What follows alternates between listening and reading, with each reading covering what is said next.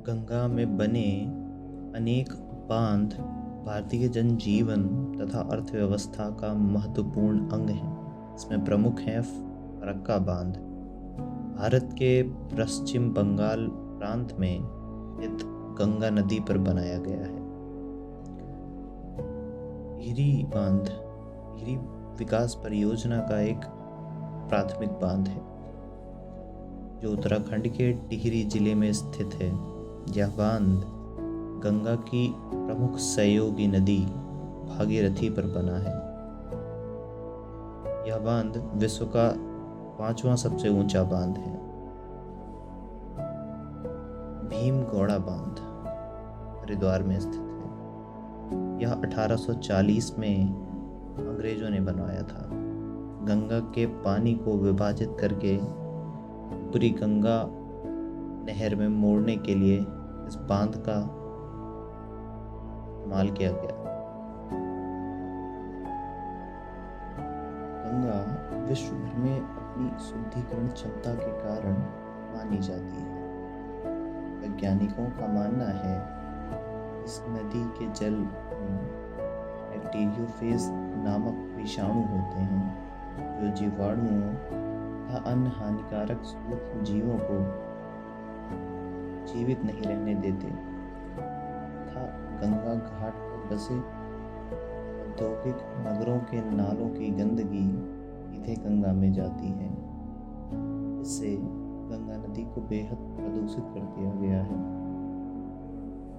प्रतिदिन 1 करोड़ 10 लाख लीटर कचरा गंगा में गिरता है। और चिंतनीय यह है कि गंगा जल न स्नान योग्य है, न पीने योग्य, न सिंचाई योग्य रह गया है।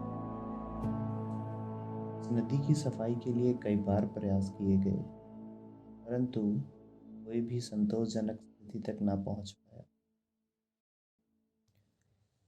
गंगा की अनेक धार्मिक अवधारणाओं में गंगा को देवी के रूप में निरूपित किया गया है। बहुत से तीर्थ स्थल जैसे कि वाराणसी, हरिद्वार, प्रयागराज, उत्तरकाशी आदि प्रमुख हैं।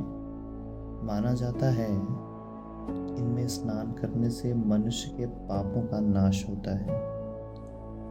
मरने के बाद राख गंगा में विसर्जित करने से लोग मोक्ष की प्राप्ति मानते हैं। इसके घाटों पर लोग पूजा अर्चना करते हैं।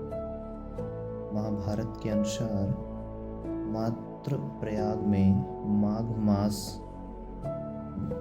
गंगा यमुना के संगम पर 3 करोड़ 10 हजार तीर्थों का संगम होता है। राजा सगर के 60,000 पुत्र थे तथा उन्होंने स्वर्ग पर विजय प्राप्ति के लिए अश्वमेघ यज्ञ कराना चाहा। उनके अश्व को इंद्र ने चुरा लिया। राजा सागर ने अपने पुत्रों से अश्व लाने को बोला। फिर पाताल लोक में एक ऋषि मुनि के समीप मिल गया। अश्व इन्होंने चुराया ये सोचकर उन्होंने ऋषि मुनि का अपमान किया।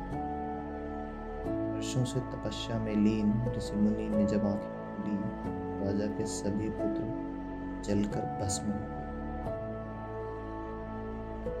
राजा के पुत्रों की आत्माएं इधर उधर विचरण करती क्योंकि उनका अंतिम संस्कार न किया गया था। सागर के पुत्र अंशुमन ने गंगा को लाने का सफल प्रयास किया। इसके बाद उनके पुत्र दिलीप भी सफल रहे। इसके पश्चात भागीरथ राजा दिलीप के पुत्र थे। उन्होंने अपने पूर्वजों का अंतिम संस्कार किया। उन्होंने ब्रह्मा की घोर तपस्या की कि गंगा को पृथ्वी पर लाया जा सके। ब्रह्मा प्रसन्न हुए, गंगा को पृथ्वी पर भेजने को तैयार हुए। गंगा को पहले पृथ्वी फिर पाताल में जाने का आदेश दिया। गंगा ने कहा, मैं इतने वेग से पृथ्वी पर अवतरित होंगी, पृथ्वी कैसे मेरा इतना वेग सह पाएगी। भागीरथ ने भगवान शिव से निवेदन किया। उन्होंने गंगा को अपनी जटाओं में समेटकर एक लट खोल दी। इससे गंगा की धारा पृथ्वी पर अवतरित हुई। वह धारा भागीरथ के पीछे पीछे गंगा सागर संगम तक गई। यहाँ सागर पुत्रों का उद्धार हुआ।